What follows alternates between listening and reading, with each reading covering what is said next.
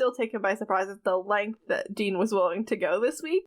I mentioned in my recap, but if Sam had not been immune to the virus and died, it literally would have been because Dean could not bear to open up to anyone about his feelings, including Sam.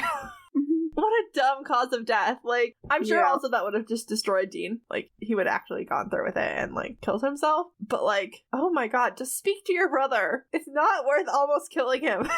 Yeah. In Dean's defense, he didn't knowingly send him to an infected person. No, that is true. But also just, like, talk to your brother so you don't send him into a dangerous situation by accident. Like, we can make jokes about it, but, like, it was yeah, it wasn't like you planned that or anything. Yeah. It wasn't like they knew that Pam was infected. No, because their radar was broken. Exactly. When the world needed it most, it vanished.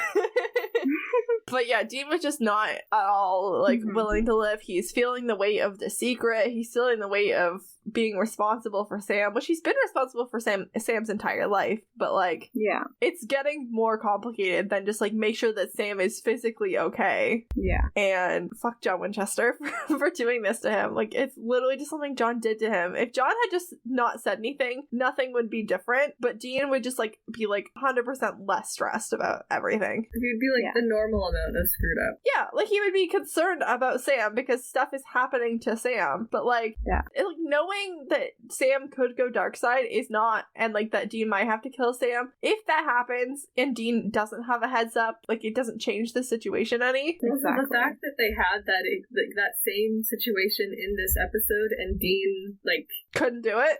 Found out how he would act if he had to kill Sam. There's a few episodes in this season where Dean's, like, put to the test on whether or not he'll do it, and he can't do it. He just cannot do it. And I feel like this is, like, the first time that Dean's really been put in a position where he's like, Sam's gonna die, and I should just give up on life to do it. Sam's already had to save Dean's, like, life. Like, he did it in faith last season. Like, Dean was dying, and Sam was like, I'm not willing to accept that. And he went and found a solution. Dean's like, well, I don't have a solution for this, so I'll just give up and die.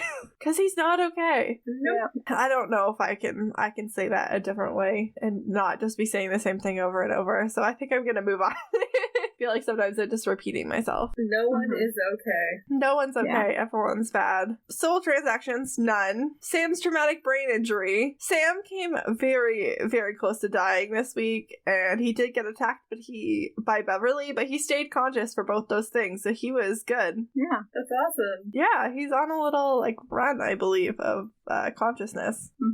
I think we're, like, 4 in a row, I think, on consciousness. He's growing. He's at least just, like, not getting beat up in every single fight. Exactly. Next, we have our recommended rating. So, Meredith, what would you like to rate this episode? This is a pretty good episode. I'll give it like an 8, an 8.5. Okay, that's good. Jordan, how would you like to rate this episode? I would probably give it 8.5. Cool. And Moira, what would you like to rate this episode? Yeah, I'm gonna go the same, like 8.5. 8.5. Kind of a... That's about where I feel like I'm sitting as well, so I'm glad we're all on board. To finish off, we have line of the week. So let's start with Moira. My favorite line this week was the conversation between Dean and Mark. You got a neighbor named Mr. Rogers? Not anymore. That was mine too. It's so bad, but it was great. That was also mine. Oh my gosh. Jordan, did you have something different? Mine is whenever he was talking to the dude in the chair, he's like, you were going to shoot me? He's like, you don't shut your pie hole, still might. yeah. Dean got real touchy. Yeah. That was also good. I mean, I was going to pick a new one. Oh, sorry.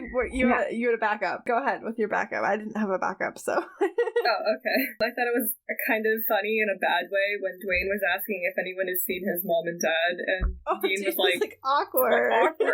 Alright, who's gonna tell him? That was almost mine, and I kind of forgot about it as soon as my said. Yeah.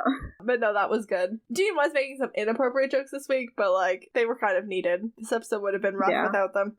That's it for this week. I've been KJ, and I've been here with my guests. Meredith, where can people find you? Here. sometimes.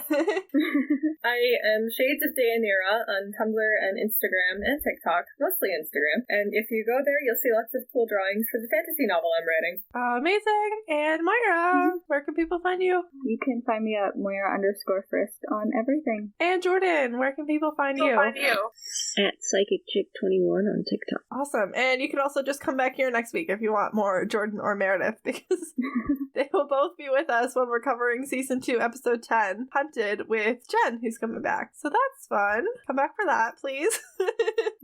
Or we'll haunt you. Or you just won't find out what the secret is that John told Dean. I've been KJ. You can find me on all social media platforms at Life Messes of KJ. Except for TikTok, where you can now find me at SPN Opinions KJ. If you want to be on the podcast, you can either reach out to me there, or you can reach out through the podcast social media. You can email the podcast. Our email address is supernaturalopinionspodcast@gmail.com. You can find us on Twitter at SPN Opinions Pod. We are Supernatural Opinions Podcast on Facebook and at Supernatural Opinions Pod on Instagram. And if you could subscribe and leave us a review wherever you listen to this podcast, that really helps people to find us. And if you want to hear more of me and my thoughts, you can check out my other podcast, Series of Opinions, available on all the same places as this one. This podcast was written, recorded, produced, and edited by me. Thank you to Faith Ebert for our logo. Our theme song is by Joe Veretta. Thank you once again to all of our amazing guests.